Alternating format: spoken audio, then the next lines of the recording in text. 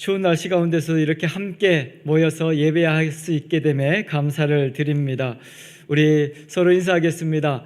하나님께서 여러분들을 통해서 일하고 계십니다.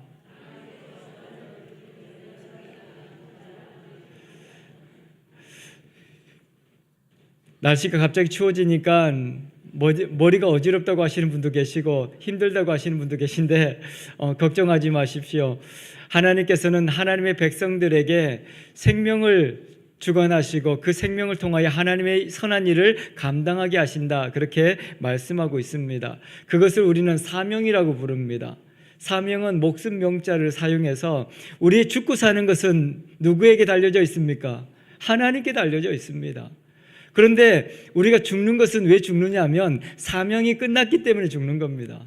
그러니까 사명자는 죽지 않습니다. 여러분들은 이 땅에 태어나서 하나님께서 맡겨주신 귀한 일들이 다 있습니다. 각자 그 일이 맞춰지기 전까지 죽지 않습니다. 그래서 여러분들이 죽는 날에는 내 사명이 끝났구나, 그렇게 오히려 감사하시면서 하나님 앞에 나아가는 우리의 삶이 되기를 바랍니다. 그래서 이것을 우리는 사명이라고 말씀합니다. 저는 이 사명이라는 단어를 생각할 때마다 어릴 때 엄마 심부름 하던 때가 생각납니다. 왜냐하면 엄마가 이제 이렇게 집에서 일을 하다가 한 개 사오라고 보내거든요. 그럼 돈을 들고 이제 가죠.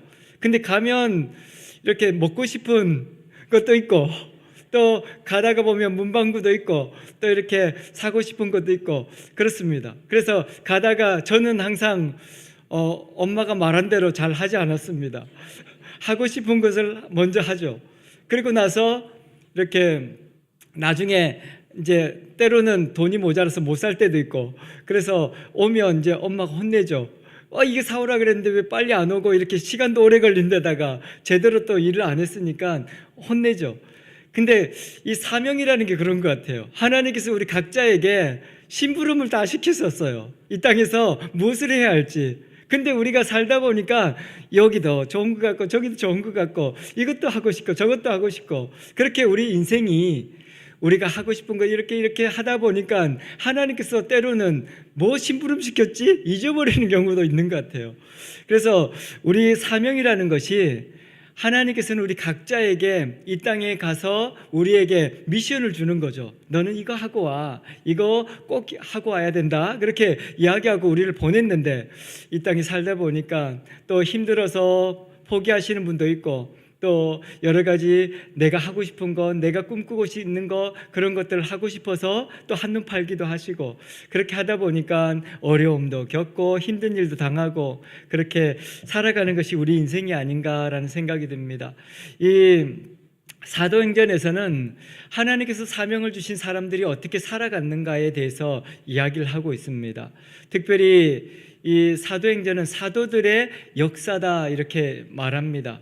이 사도들의 역사는 바로 성령의 역사였고, 성령의 역사는 교회의 역사가 되는 것입니다. 우리가 이 땅에 살아가면서 이 처음에 1장 1절을 시작하면서 데오빌로여, 그렇게 시작하고 있습니다. 데오빌로가 누군지 아십니까?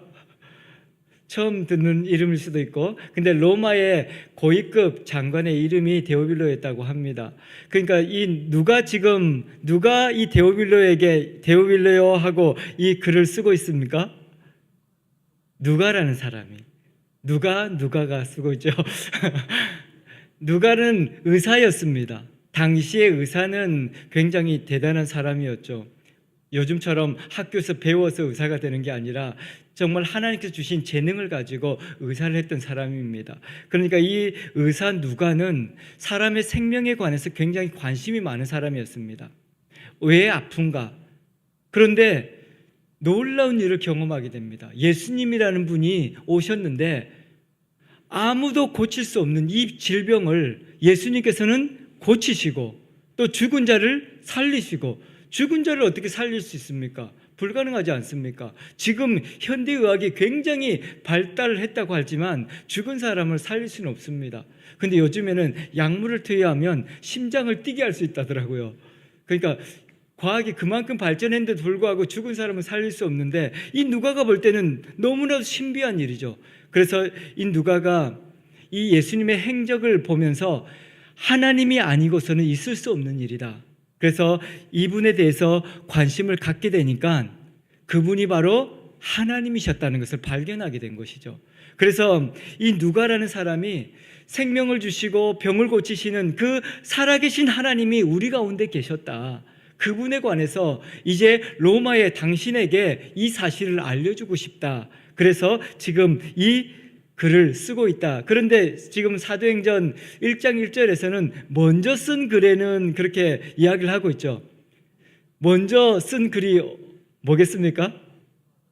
누가복음이죠. 앞에 있는 누가가 누가복음을 쓰고, 그래서 거기도 보면 똑같이 데오빌로에게 이렇게 말하고 있습니다.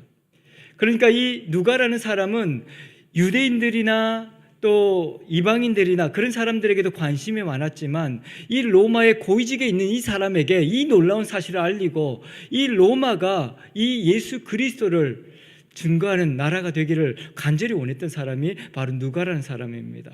그래서 누가가 이 글을 쓰면서 우리 모든 세상에 태어난 사람들에게 우리 삶의 이유가 무엇인지, 또 예수 그리스도께서 어떤 분인지를 드러내고 있는 것이죠. 그분은 하나님께로부터 와서 십자가에 못 박혀 죽으시고 다시 부활하신 분이십니다. 그러면서 40일 동안 이 땅에서 많은 사람들을 만나고 그 40일의 여정 가운데서도 여전히 하나님께서는 그 병든 자를 고치시고 연약한 심령들을 만나시면서 하나님의 나라를 이루어가는 것을 볼 수 있었습니다 라고 지금 편지에 이야기하고 있는 것입니다. 이것은 데오빌로에게만이 아니라 지금 현대를 살아가고 있는 저와 여러분들에게도 누가는 그렇게 말하고 있는 것입니다. 하나님의 역사는 지금도 계속 되어져 가고 있고 우리를 통해서 그 역사가 지금 나타나고 있는 것입니다 라고 이야기하고 있는 것이죠. 그래서 여러분들이 이 땅을 살아가면서 여러분들은 혼자가 아닙니다. 하나님께서 여러분들과 함께 하시고 여러분들이 사명이 다하는 그날까지 하나님은 계속해서 일하고 계시는 것이다. 그렇게 말씀하고 있는 것입니다. 그래서 어떤 분들이 이렇게 나는 이제 모든 것을 다 끝냈어요. 할 수 있는 게 아무것도 없어요. 그렇게 말씀하시는 분들이 계십니다. 연세 많으셔가지고 이제 나는 밖에 돌아다니지도 못하고 복음도 못 전하고 나는 이제 아무것도 할 수 없어요. 그런 분이 계신데, 근데 하나님은 그곳에서도 일하십니다. 하나님의 역사는 병상에서도 역사가 일어나는 것이고 집안에서도 내가 아무도 말해줄 수 없는 그런 상황 가운데 있을지라도 그 하나님의 역사는 그 골방에서도 일어나고 있습니다. 그래서 여러분들이 있는 그 현장이 바로 하나님의 역사의 현장이 되는 것이고 하나님의 나라가 되는 것입니다. 그래서 연세 드셨다고 해서 또 병들었다고 해서 포기하지 마시고 오늘 또 나를 통해서 역사하실 하나님을 기대하시면서 일하시는 저와 여러분들 되기를 축복합니다.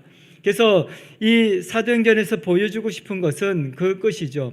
하나님께서는 죽음을 통해서도 우리 가운데 보여주셨고 그 죽음의 역사가 우리 가운데 어떻게 드러났는지를 말씀하면서 이 하나님께서는 이 모든 이 땅의 백성들에게 한 가지 사명을 주셨는데 그것은 복음을 전하는 것이었다. 그렇게 이야기하고 있는 것입니다. 그래서 여러분들이 골방에 있어도 복음은 전해지고 있습니다. 저는 어떻게 내가 골방에서 아무에게도 말할 데가 없고 그런데 골방에서도 역사가 일어날까?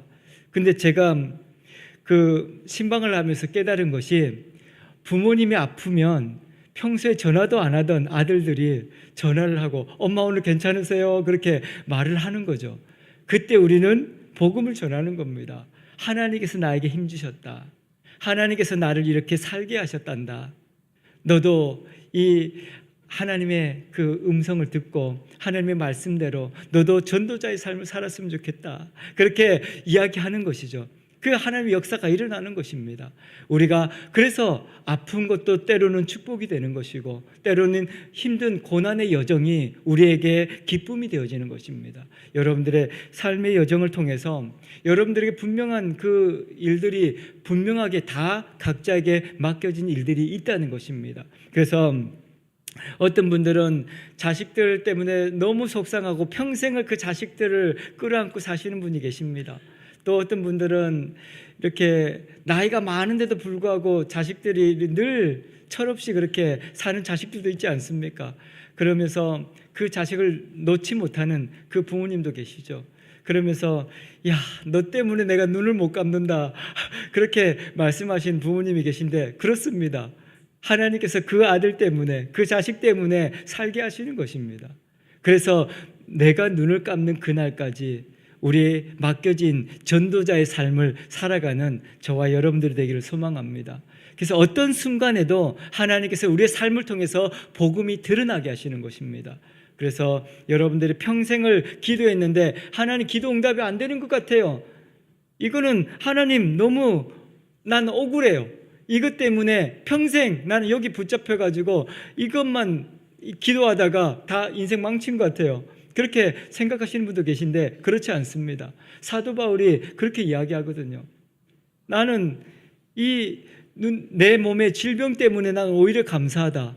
왜냐하면 그 질병 때문에 평생 나는 기도했거든요. 근데 그 평생 기도한 것이 은혜였다. 사도 바울은 그렇게 이야기합니다. 자기의 몸에 아픈 것이 낫게 하신 것도 축복이지만 낫게 하지 않은 것으로 인해서 내가 기도할 수 있고 하나님을 붙들고 살아갈 수 있었으면 나는 감사하다. 그렇게 사도 바울은 고백하거든요. 때로는 여러분들의 약함이 하나님의 축복이 되기도 합니다. 그래서 여러분들의 부족함이, 여러분들의 어리석음이 때로는 하나님의 영광을 드러내는 것이죠. 그래서 하나님께서는 세상에 어떤 사람들도 쓸모없는 사람은 없다. 그 각자의 삶의 자리에서 오늘 또 일하고 계시고 오늘 또 하나님께서 그것을 통해서 나를 붙들고 계신다. 그렇게 말씀하고 있는 것입니다. 그래서 오늘 저와 여러분들이 이 말씀을 통해서 하나님의 그 놀라운 축복과 우리를 통해서 어떻게 하나님께서 일하고 계시는지를 보게 되기를 소망합니다. 하나님께서 오늘 성경을 보면 그렇게 말씀하십니다. 4절에 보면 사도와 함께 모이사 그들에게 분부하여 이르시되 예루살렘을 떠나지 말고 내게서 들은 바 아버지께 약속하신 것을 기다리라. 요한은 물로 세례를 베풀었으나 너희는 몇 날이 못되어 성령으로 세례를 받을 것이다. 그렇게 말씀하십니다. 하나님께서는 이 삶 가운데 우리의 힘으로 할 수 없는 세상이다. 그렇기 때문에 우리는 어떻게 하라는 거예요? 기도해라. 그렇게 말씀하고 있는 것이죠. 여러분들 이 땅에 살아가면서 우리가 이 하나님께서 주신 사명을 감당하기 위해서 첫 번째 해야 할 것은 기도하는 것입니다. 나는 부족합니다. 내 힘으로 할 수 없습니다. 그래서 오늘 또 우리는 이 수요 기도회로 모이는 것이죠. 여러분도 사실 집에서 편안하게 이 추운 날 이불을 뒤집어 쓰고 이렇게 TV를 보면서 간식을 먹으면서 즐거운 시간을 보낼 수 있지 않습니까? 그런데도 불구하고 이 추위를 뚫고 이렇게 미끄러운 길을 뒤뚱거리면서 이렇게 와서 이렇게 수요 기도의 자리를 지킨다는 것, 그것은 하나님의 놀라운 은혜입니다. 여러분들이 이 시간을 통해서 하나님은 일하시기 때문입니다. 이 성경의 모든 역사의 인물들이 다 그렇습니다. 어떤 사람들도 자기의 능력으로 할 수 없었습니다. 세상에서 가장 힘센 사람, 성경에서 말하는 사람 누굴까요? 삼손이라는 사람이 있죠.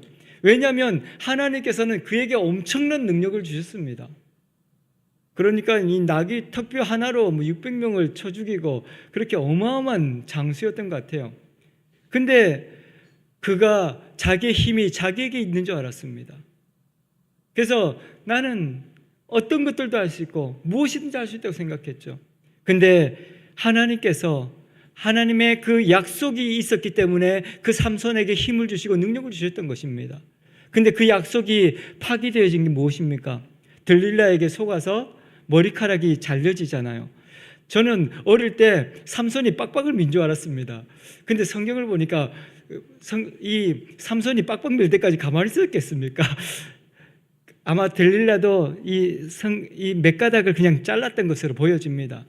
근데 사실은 그 빡빡 민 것도 아니고 머리가 조금 잘라진 것인데, 근데 하나님이 그 약속이 파기되었다고, 하나님의 영이 떠났다고 이야기하지 않습니까? 그렇게 되니까 어떻습니까? 세상을 호령하던 그 장수가 아무 힘이 없이, 그래서 그 사람들에게 잡혀가지고 눈이 뽑히고 짐승처럼 이 연자맷돌을 그 소가 원래는 그 소에다 묶어 놓으면 소가 걸어가면 그 돌멩이가 굴러가면서 그게 돌아가면서 곡식이 빠지는 거거든요. 근데 삼손에게 그 연자맷돌을 묶어서 삼손이 하게 하는 그런 엄청 비참한 그런 모습을 가지고 있죠. 세상에 어떤 사람들도 어떤 힘을 가졌어도 자기의 힘으로는 할 수 없는 것입니다. 그래서 성경에서 분명하게 이야기하고 있는 것은 하나님의 그 일하실 때를 기다리고 기도하라고 이야기하고 있는 것입니다. 오늘도 저와 여러분들이 삶을 시작하기 전에 기도하시기를 바랍니다. 아침마다 오늘 집을 나서기 전 기도했나요? 복음성 있죠? 기도했나요? 오늘 집을 나서기 전 기도하십시오. 오늘 하루를 시작하기 전에 기도하십시오. 하나님께서 여러분들의 그 삶의 시간들 가운데 함께 하실 것입니다.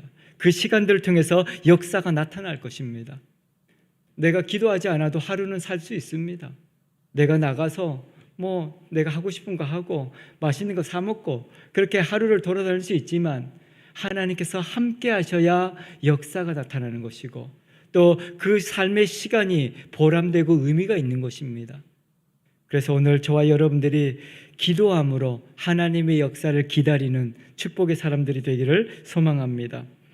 하나님께서는 이 말씀을 통해서 말씀하고 있는 것입니다. 이렇게 하나님 앞에 기도로 준비하는 자들이 하나님께서 예비하신 그 길을 가게 되는 것이고 하나님께서 예비한 축복을 누리게 되는 것이고 하나님께서 살게 하시는 그 하나님의 나라가 우리의 삶의 현장에 나타나는 것이다. 그렇게 말씀하고 있는 것입니다. 우리가 기도할 때 어떤 일이 일어났습니까?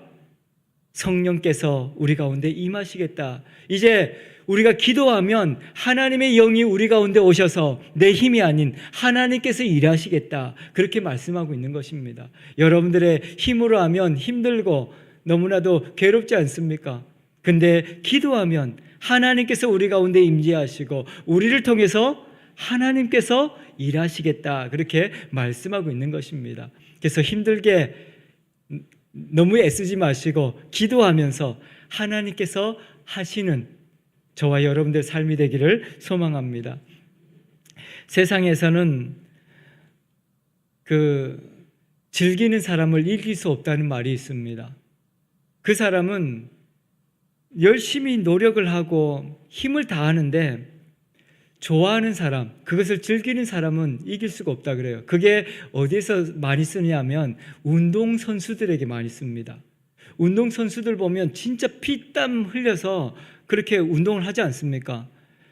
근데 어떤 사람들은 보면 설렁설렁 하는 것 같고 그냥 재밌게 즐기는 것 같은데 너무너무 잘하는 사람들이 있습니다. 그런 사람은 어떤 사람이에요? 자기가 하는 일이 너무 즐거운 사람이죠. 근데 그 일을 괴로워하면서 눈물을 흘리면서 이렇게 막 억지로 하는 사람들은 열심히 하는 것 같긴 한데 뭔가 안 되는 거예요. 우리 인생도 그런 것 같아요. 우리 인생도 각자 뭔가 열심히 하는 것 같은데 안 되는 사람들 있잖아요. 우리 내 힘으로 하려고 하지 마시고 기도하면서 하나님께서 하시는 것을 즐기시기 바랍니다. 그러면 우리 인생이 복된 것입니다. 너무나도 행복하지 않습니까? 저는 이 하나님의 말씀을 생각할 때마다 너무 행복합니다. 왜냐하면 하나님께서 오늘은 또 무슨 일이 일어날까? 무슨 일을 또 행하실까를 기대하게 되니까 매일이 행복한 것 같아요. 그래서 어떤 분들은 특별 새벽 기도하고 여러 가지 일들 하면 힘들지 않냐 그렇게 하는데 저는 하면 할수록 재밌는 것 같아요. 그래서 특별 새벽 기도할 때 오히려 더 재미있고 신나는 것 같고 그래서 이런 기도를 하면 하나님께서 우리의 삶을 통해서 놀라운 역사를 드러내시기 때문에 그것이 기쁨이 되고 즐거움이 된다. 그렇게 말씀하고 있는 것입니다. 그래서 오늘 말씀에서도 그렇게 이야기하고 있는 것이죠. 너무 여러분들이 하려고 하지 마시고 우리에게 맡겨준 이 전도의 사명이 분명하지만 여러분들이 누군가에게 복음을 전하려고 애쓰는 것이 아니라 기도하시면 성령께서 여러분들의 삶을 통해서 복음이 되게 하실 것입니다. 그렇게 이야기하는 것이죠. 이 프란시스라는 이 성자가 있습니다. 고대 중세 시대 이 성자 중에 프란시스라는 사람이 있는데 그 사람은 이 새들과도 대화를 하고 자연과를 대화도 하고 그런 사람이었습니다. 그러면 본인이 이렇게 본인의 그 이야기를 쓴 책을 보면 새들이 하나님의 음성을 듣고 싶어서 나에게 다 이렇게 날아온다 그렇게 썼습니다. 그 자기는 하나님의 말을 이렇게 선포하면 새들이 짹짹거리면서 너무 행복해한다 그렇게 이야기하는 것을 이렇게 보게 되는데, 그분이 전도를 하자고 이제 제자들에게 같이 전도를 나가자고 이야기했습니다. 그 제자들은 기대했죠. 우리가 배운 것을 이제 쓸 때가 됐구나. 그러면서 어떻게 사람을 만나면 어떤 복음을 어떻게 전해야 할까 이제 막 이렇게 나름 다 궁리를 하면서 이 선생님을 따라서 이렇게 이제 거리를 나섰다고 합니다. 근데 거리를 이렇게 마을 골목골목을 다니면서 한 바퀴를 돌았습니다. 그런데 선생님이 아무 말도 하지 않는 겁니다. 근데 이번에 이제 한번 정탐을 하고 그 다음에 하려고 했나 보다. 그러면서 다시 이제 또 골목을 다시 이렇게 가는 겁니다. 그래서 누구에게 복음을 전하려고 이렇게 가시나 이제 제자들은 다 궁금해하면서 이렇게 뒤를 따라가죠. 근데 또 한 바퀴를 돌고 이렇게 다시 이제 수도원으로 온 겁니다. 선생님 언제 전도하는 거예요? 이렇게 이제 물어보니까 선생님이 전도를 다 했다 그러는 거예요. 제자들은 이해할 수가 없었어요. 왜냐하면 아무 말도 안 했거든요. 아무 말도 안 하고 그냥 마을을 이렇게 한 바퀴 돌고 두 바퀴를 돌았는데 다 했다는 거예요. 그래서 제자들이 이해가 안 되죠. 아니 언제 복음을 전했어요? 그렇게 이야기하니까 이 선생님이 그렇게 이야기하는 거죠. 그들이 우리의 걸어가는 모습을 보고 그들이 우리의 표정을 보고 이미 복음을 보게 되었다. 그렇게 이야기합니다. 그래서 여러분들이 삶을 살아가시는 것 그 자체가 복음입니다. 여러분들 자체가 전도지입니다. 여러분들 살아가는 주변에 있는 사람들은 그리스도인들을 유심히 보고 있습니다. 여러분들 어떻게 사는지. 근데 우리의 삶의 현장은 어떻습니까? 안 믿는 사람보다 더 나쁜 짓을 할 때도 있고 아주 어려운 일을 당했을 때 오히려 그들에게 오히려 더 불평하는 모습을 보일 때도 있지 않습니까? 그러면 우리가 복음이 되겠습니까? 우리 삶이 복음이 안 되는 것이죠. 그래서 우리의 사명이라고 하나님께서 우리에게 각자 이 은혜를 주셨을 때는 우리 삶 자체가 복음인 것입니다. 물론 전도지 한 장 나누는 것도 중요하지만 여러분들의 표정이 더 중요한 것이죠. 그래서 여러분들이 이 전도지 한 장을 줄 때 슬픈 모습으로 주지 마시고 행복한 모습으로 그렇게 주셔야 그것이 복음이 되는 겁니다. 이 전도지 사실 그 사람들 버려버리지 않습니까? 근데 제가 이렇게 길거리를 가다가도 제가 전도지를 때로는 받을 때가 있습니다. 어떤 분들은 너무 행복해하면서 그걸 주는 사람들이 있어요. 근데 그 전도지를 제가 받는 이유는 너무 행복해하니까 어느 교회 사람인가 보고 싶어서 받는 거예요. 그래서 이 교회가 정말 좋은 교회구나라는 생각이 들 때가 있어요. 근데 그것이 사실은 그 전도지 내용을 보는 게 아니라 그 표정을 보는 것 같아요, 사람들은.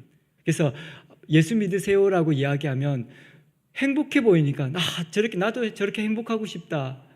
그래서 글자를 보는 게 아니라 그 사람의 표정을 보고 우리 교회를 찾아오는 거예요. 그래서 여러분들이 복음을 전할 때도 여러분들의 삶이 전도지고 여러분들의 표정이 복음입니다. 그래서 이렇게 하나님께서 기도하면서 우리가 성령의 은혜대로 살아가게 되면 우리의 삶을 통해서 하나님께서는 놀라운 일을 보여주실 것이다. 그렇게 말씀하고 있는 것입니다. 그래서 오늘도 저와 여러분들의 삶을 통해서 생명의 복음이 증거되는 축복을 누리게 되기를 소망합니다. 또 하나님께서는 이 땅에 있으면서 이렇게 말씀하시고 이제 예수 그리스도께서 이제 모였을 때 그렇게 말씀하십니다. 내가 하늘로 갈 텐데 너희는 몇 날이 되지 못해서 성령을 선물로 받을 것이다. 너희가 기도할 때 하나님께서 역사하실 것이고 너희들이 그 때를 이렇게 곧 만나게 될 것이다. 근데 성경을 보면 몇 날이 못 돼요 라고 성경은 그렇게 표현되니까 사람들은 어떻겠어요? 언제 정확하게 날짜를 이야기해 줘야 되는데 우리도 그렇지 않습니까? 뭔가 할 때 날짜를 정확히 이야기해 주면 이제 놀다가도 그 시간이 되면 이렇게 알람 맞춰놓고 할 수 있잖아요. 근데 예수님께서는 날짜를 정확히 시간을 안 알려주고 몇 날이 못 돼요. 곧 오실 텐데 몇 날이 못 돼요. 너희들이 성령을 선물로 받게 될 거다. 그렇게 이야기하는 거예요. 그 말은 뭘까요? 이 말의 의미는 그 시간 내까지가 아니라 이 모든 시간이 하나님께서 우리를 통해서 일하시는 시간이다.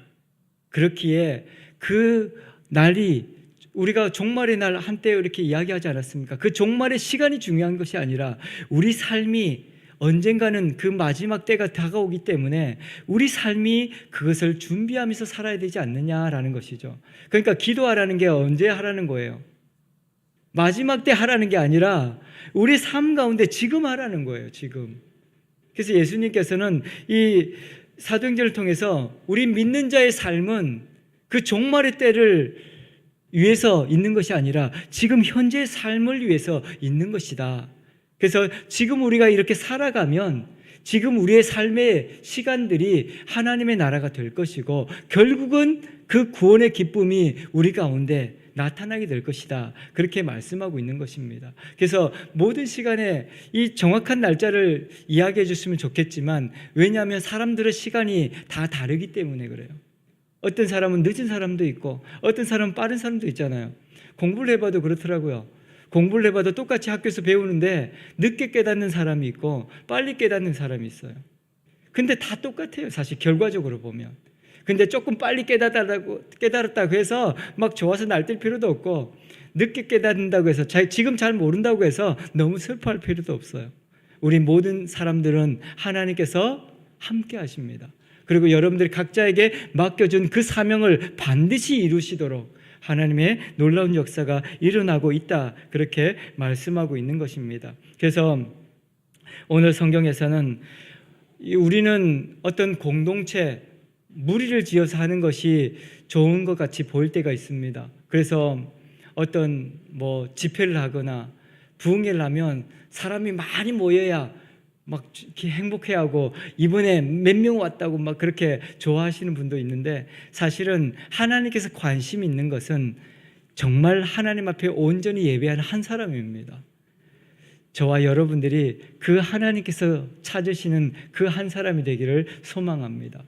이 사도행전은 많은 사람들에게 이렇게 이야기하고 있는 것 같지만 한 사람을 목표로 하고 있습니다. 이 누가는 많은 사람들에게 이야기하는 것처럼 보이지만 데오빌로라는 한 사람에게 이 놀라운 소식이 증거되면 이 세상이 바뀔 것 같다는 그 소망이 누가에게 있는 것이죠. 그래서 그 한 사람 데오빌로라는 이름을 딱 찍어서 이야기하고 있는 것이죠. 하나님께서도 우리 이 세상 가운데 많은 사람이 있지만 하나님께서 눈여겨보는 사람은 한 사람입니다. 바로 그 주인공이 여러분들이 되기를 소망합니다. 얼마 전에 우리 막내 딸이 초등학교를 졸업했습니다. 근데 학생 수가 한 거기 100 몇십 명이 졸업하더라고요. 근데 제가 이렇게 사람들을 이렇게 많은 사람들이 왔었어요. 근데 많은 사람들을 보면서 카메라를 이렇게 들고 사진을 찍는 사람들이 있습니다. 그런 걸 보면서 계속 찍는 게 아니더라고. 그 많은 애들 중에서 자기애 나올 때 한 번 찍는 겁니다. 저도 마찬가지였습니다. 다른 사람 이름 부를 때 신경도 안 씁니다. 근데 우리 딸 부르니까 내가 앞에 가서 카메라를 들고 있고 우리 딸밖에 안 보이더라고. 그래서 그걸 또 확대해가지고 우리 딸이 이렇게 상 받는 것을 이렇게 찍었습니다. 그러면서 생각되는 것이 수천 명, 수만 명이 있어도 내 자식밖에 안 보이는구나. 저는 유치원 때도 그랬거든요. 유치원 때도 애들 발표회, 어린이집이나 유치원 발표회 가면 우리 자식밖에 안 보이더라고요. 다른 애들이 아무리 옆에서 잘 추고 이렇게 뛰더라도 우리 애밖에 안 보이는 게, 근데 하나님께서 그러실 것 같아요. 하나님께서 이 세상에 잘난 사람들 얼마나 많습니까? 그런데도 하나님께서 보시는 저와 여러분들을 보고 있습니다. 그래서 여러분들이 어떤 순간에도 하나님께서 나를 보고 계시다. 나와 함께 하신다. 나를 통해서 일하고 계신다. 그렇게 하나님 앞에 온전히 쓰임받는 한 사람, 그 사람이 바로 저와 여러분들이 되기를 축복합니다. 그러면서 하나님께서는 이제 예수님께서 올라가신 대로 다시 오실 텐데 그날까지 우리가 해야 할 것들이 있다.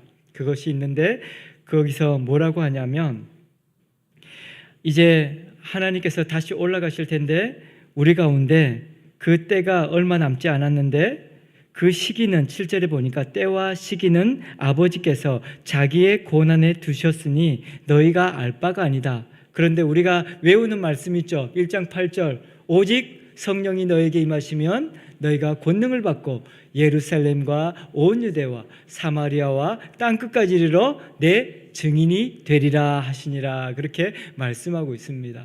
이렇게 하나님께서는 그 한 사람을 통해서 이제 하나님의 역사가 그 사람에게 나타나게 될 것이고 우리가 종말의 때 어떤 기적이 일어나고 다른 사람들에게 막 엄청난 일이 생길 그때가 아니라 하나님께서 나에게 임하시고 나를 통해서 역사하시는 그 역사의 현장을 통해서 하나님은 일하실 것이다. 그래서 그렇게 말씀하고 있는 것이죠. 성령이 우리 가운데 임하시면 내가 보지도 못했던 알지도 못했던 그 세상을 향해서 나가게 될 것이다. 나는 우리 평생에 이렇게 한 마을에서 사시는 분들은 다른 데 가본 적이 없어요. 그런 분도 계시거든요. 근데 가보지 못한 그곳을 하나님께서 가게 하시는 것입니다. 우리 인생이 그런 것 같아요. 그래서 하나님께서 우리 가운데 영이 임하시면 그들은 예루살렘을 떠나본 적이 없는, 그리고 예루살렘에서 벗어날 수가 없어서 난 무서워요. 다른 데 가면 나 죽을지도 몰라요. 그렇게 다들 무서워했거든요. 그래서 우리 믿는 사람들끼리 똘똘 뭉쳐가지고 예루살렘에서 숨어서 지내자 그렇게 이야기했거든요. 근데 성령께서 임하시니까 그들이 더 넓은 세상을 향해서 나가게 되었다는 것이죠. 그래서 어떻게 됐습니까? 예루살렘을 떠나서 유대, 사마리아 땅끝까지 이르러 증인이 되게 하시겠다. 그렇게 말씀하고 있습니다. 저와 여러분들이 비록 옆에를 볼 수 없는 그런 대단한 사람이 아니지만 성령께서 우리 여러분들에게 임하시고 여러분들의 눈을 열어주시고 우리의 발걸음을 세상을 향하여 나아가게 하실 것이다. 그렇게 말씀하고 있습니다. 그래서 여러분들 큰 꿈을 꾸시고 하나님의 놀라운 역사를 드러내는 그런 축복의 주인공들이 되기를 소망합니다. 하나님께서 오늘도 저와 여러분들을 통해서 놀라운 일을 행하시고 함께 하실 것입니다. 그래서 이제 하나님께서 마지막 우리에게 분부하신 것이 바로 복음을 어떻게 전할 것인가 그렇게 말씀하시는 것입니다. 오늘 이 마지막 13절, 14절 보면 이제 사람들의 이름이 쭉 기록되고 있지 않습니까? 그렇게 성령께서 임하셔서 그 하나님의 역사를 살아갔던 사람들이 어떤 사람들이 있는가에 대해서 이름을 기록하고 있습니다. 거기에 보니까 12명의 제자들의 이름이 나오고 또 그 밑에 14절에 보니까 여자들과 예수의 어머니 마리아, 예수의 아우들도 더불어 같이 모여서 기도하기를 힘썼다 그렇게 이야기하고 있는 것을 볼 수 있죠. 오늘 여기에 기록되어진 이 이름들이 바로 저와 여러분들의 이름이 되기를 소망합니다. 하나님께서는 분명하게 생명책에 이름을 기록하겠다고 말씀하셨습니다. 각 사람의 이름을 이때 당시에 그 사람들의 이름이 기록되었던 것처럼 오늘 2026년을 살아가는 저와 여러분들이 이 하나님의 은혜로 말미암아 기도함으로 성령께서 임하시고 우리의 지경을 넓혀주심으로 하나님께서 우리를 통해서 놀라운 역사를 드러내시고 그 이름이 바로 생명책에 기록된 이름이 되기를 소망합니다. 그래서 오늘 저와 여러분들이 이 삶을 통해서 하나님 함께 하실 것이고 마태복음에도 예수님께서 마지막에 그 지상명령이라고 우리가 말하는 28장 19절 20절에 이렇게 말씀하고 있거든요.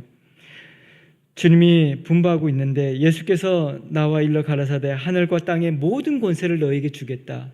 그래서 너희는 아버지와 아들의 이름으로 세례를 베풀고 모든 민족을 제자 삼으라고 말씀하고 있는 것입니다. 하나님께서 저와 여러분들 가운데 함께 하실 것이고 여러분들이 가는 곳마다 역사가 나타나게 될 것입니다. 병든 자들이 일어나게 될 것이고 여러분들이 고통받는 자들에게 복음이 전하면 그들이 자유함을 누리게 되어질 것입니다. 우리가 힘이 있고 우리가 능력이 있는 것이 아니라 우리 안에 있는 예수 그리스도께서 우리로 하여금 복음이 되게 하시기 때문입니다. 그래서 우리의 생명이 다하는 그날까지 우리 안에 있는 예수 그리스도로 말미암아 복음을 드러내시고 하나님의 역사를 살아가는 저와 여러분들의 삶이 되기를 축복합니다.